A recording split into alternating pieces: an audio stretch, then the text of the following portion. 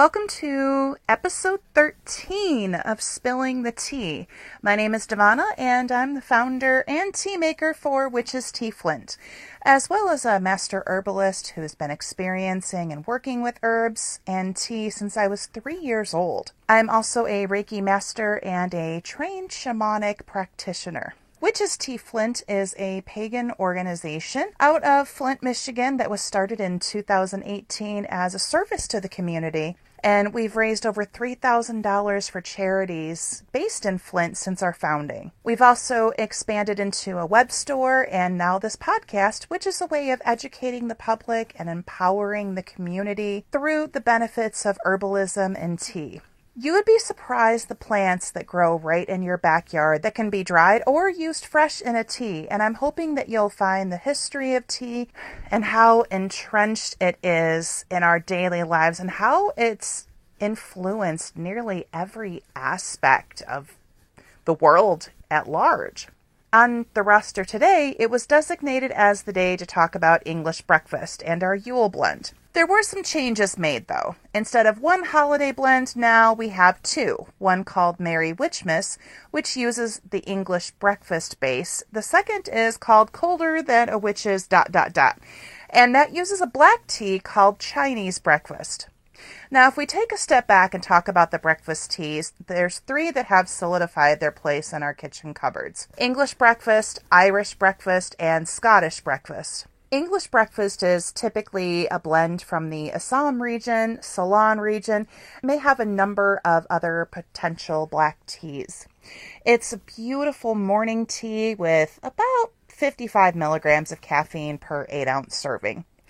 Irish breakfast is definitely more robust than English breakfast. It typically has some of the same components as English breakfast, but quite a bit stronger at roughly 70 milligrams of caffeine per 8-ounce serving. It will get you from morning to early afternoon. Then we have Scottish breakfast, which is the strongest of all. Scottish breakfast typically has 5 main teas happily mingling about, but can sometimes have more. It's a kick in the pants that lasts most of the day with up to 120 milligrams of caffeine. Chinese breakfast is unique in that it consists of only Chinese teas that are made from the ancient tea trees and might have leaves from the Yunnan province or the Anhui province. It may be somewhat weaker in caffeine strength at roughly 45 milligrams per 8-ounce serving, but if you're caffeine sensitive, this is plenty strong enough. Another thing I want to add in is you can make your tea stronger by simply turning up the heat a little bit. The hotter the water you use, the more likely it is going to be a very strong blend. And you're going to amp that milligrams of caffeine up by sometimes 15 to 20 milligrams per 8-ounce serving. But here's what makes me crazy. People, some, not all, are talking about tea being all strong, yet will slam a Coke, which has 34 milligrams of caffeine. Diet Coke itself has about 46 milligrams of caffeine. And then that's only when it's in a can, and a can's only 12 ounces. Pepsi in a 12-ounce can has about 50 milligrams of caffeine. Mountain Dew is only slightly higher at 54 milligrams of caffeine. Now, black coffee, that's roughly about 90 milligrams of caffeine in a 12-ounce mug. These same people might even decide to drink a Monster energy drink, which is about 90 milligrams of caffeine, has absolutely no health benefits, rots you from the inside out, which energy drinks in general will do this. They also can disrupt your sleep patterns, cause heart palpitations, increase your anxiety, contribute to digestive issues like heartburn and GERD, as well as increasing your blood pressure, causing dehydration, giving you electrolyte imbalances, and that's all according to the National Institute of Health, or the NIH. So why not drink tea? Drinking tea is fighting the machine that was set in place to destroy us and make us unhealthy. Drinking tea is a radical act of taking back your power and taking control of your health back, putting it right back in your hands. It's the best preventative medicine that you could possibly engage in. So let's talk about the tea today. Colder than a witch's ... I'll be honest. I never had even heard the saying until 2012. Then I saw it in memes everywhere on Facebook. And it's quite funny. That's what inspired this winter blend. Not just being a Chinese breakfast base that boosts your oral health, heart health, lowers blood pressure, stabilizes blood sugar, aids in digesting heavy meals, and so much more. Colder than a witch's ... also has juniper berries, sage, blackberry leaves, butterfly pea flower, and Moroccan mint with dried apple pieces. Now, juniper berries can actually help heal digestive problems. So if you're dealing with upset stomach, flatulence, frequent heartburn, bloating, it'll help all of those things. It also helps stabilize your appetite. So maybe you're not overeating, or maybe you skip that trip to the refrigerator for a midnight snack. I mean, of course, we can always all eat more ice cream because that goes down a different spot, but it'll help so that you don't have that over full feeling, but also stop you from indulging too much, which is helpful during this holiday season. Juniper berries have also been known to work on healing gastrointestinal infections and intestinal parasites like worms. Juniper berries are also used for healing UTIs, kidney and bladder stones too. Magically and energetically, juniper has been one of our closest magical allies, like cedar, for thousands of years. It wards off evil, and burning juniper to cleanse a space will kill off germs and purify the air in a sick room. Juniper is one of the 4 sacred herbs used when the Black Death ravaged Europe. It's highly protective and considered a guardian of the threshold between this world and the next. Like yew and cedar, juniper is thought to comfort the souls of the dead until they're ready to incarnate. It's one of the reasons why you see juniper, yew, and cedar planted on graves. Juniper also helps repel insects that bite. So it's a good thing to have in your yard, especially if you live on a swamp like I do. Butterfly pea flower is another one of my favorites in this tea. It has these chameleon powers of changing colors if it's paired with different herbs and flowers. BPF, as I like to call it, is also a mood enhancer with stress-busting properties. That can help lessen the symptoms of anxiety, and during the holidays, we have that in spades.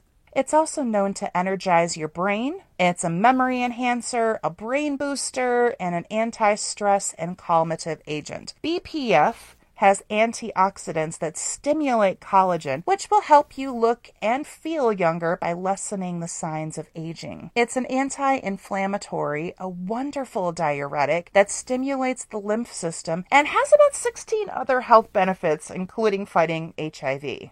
It is truly a magical flower. Sage, the kind that is grown in any garden, is another herb you'll find in this tea. What we use is culinary sage, known as common sage or Salvia officinalis. Sage is high in calcium, potassium, manganese, B6, and iron. It's loaded with antioxidants and boosts oral health like black tea. Sage is also said to ease menopause symptoms.